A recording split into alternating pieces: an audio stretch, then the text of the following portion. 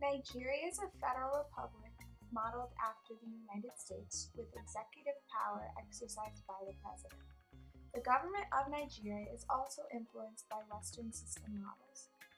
The president, however, is the head of state, the head of government, and the head of a multi-party system. Nigerian politics take place with a framework of a federal presidential representative democratic republic in which executive power is exercised by the government. Legislative power is held by the government and the two chambers of legislature, the House of Representatives and the Senate. The federal government has the exclusive responsibility for foreign policy, national security, defense, monetary policy, and national planning. The president forms a government of ministers that are elected members. Each state has an elected executive governor and members of the state House of Assembly, while the local government has elected a chairman. The three tiers of government share revenues and allocate responsibilities according to the provisions of the Constitution.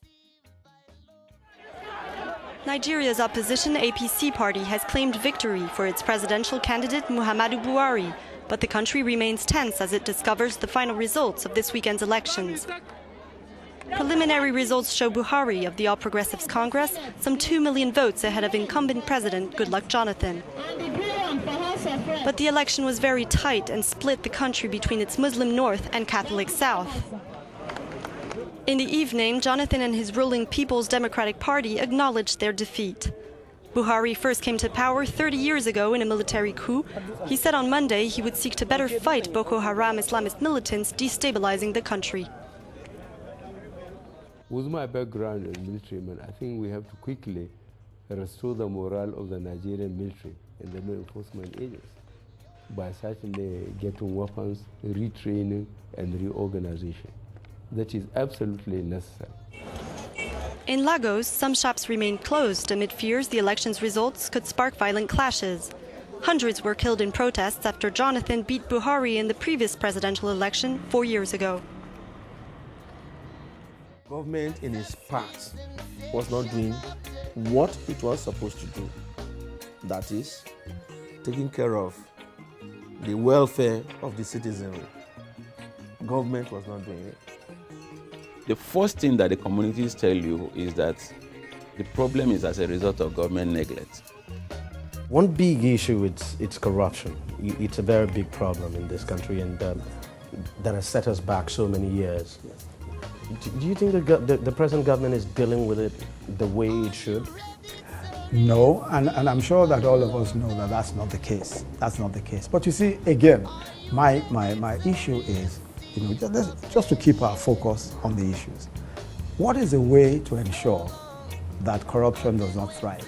Is there something wrong with the Nigerian people? No, there's nothing wrong with the Nigerian people. The only thing that is wrong is the absence of consequence.